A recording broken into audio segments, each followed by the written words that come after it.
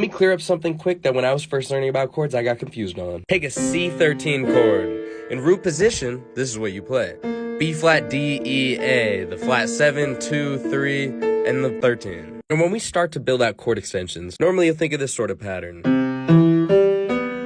It's going up 2 notes every time. So if this is just called C13, why the hell would we have the 3rd up here, not down here, and I'm not playing the 11th? So when I first learned about 13s, my intuition was saying, okay, maybe a 13 does have the F in it, and the actual 13 would maybe be called a 13 flat 11, and I've come to learn that no. What makes a 13 chord sound like a 13 chord is not the 11, but it's basically a dominant 7 chord with the 6 an octave up in it. So what might you call this one then? F being so dominant here in this voicing makes it so that this is called a C13 sus4, because really at the root of it we're playing this, it's a sus chord with the dominant 7. It's like a C7 sus, and then you add the 13 octave up, So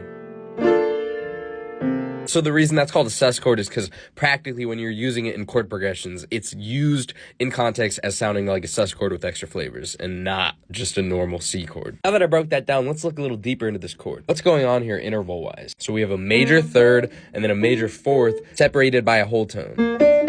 So again, flat 7, 9, 3rd, 13. So what would happen if we were looking at a chart and it said C13 flat 9? Well, we know our D is our 9, so we just flat that. And now we have C13 flat 9. Love this chord. It's one of the best ways to do a 5 dominant chord going to a 1. Let's break this chord down. It's just a minor 3rd and a major 4th separated by a minor 3rd.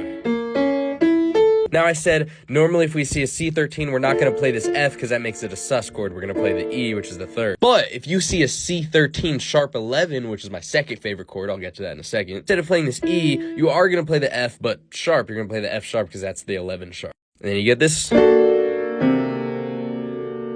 Let's break this down. It's a major 3rd and a minor 3rd separated by a major 3rd.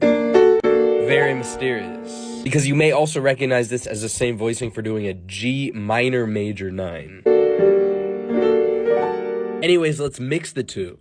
Let's do C13, there's the 11, sharp the 11, flat the 9. And this right here is my favorite chord of all time. Just nothing beats the suspense and crunch of going. And this one, if we break it down, is the most interesting of all to me because it's 2 minor 3rd intervals, but separated by a major 4th. It's the biggest separation in between the 2 groups in the other versions of the 13. So to put in context why it's so crunchy, if we just move these top notes down an octave, then we get this, which gives you the crunch because it's a minor chord and a major chord at the same time. Crunchy.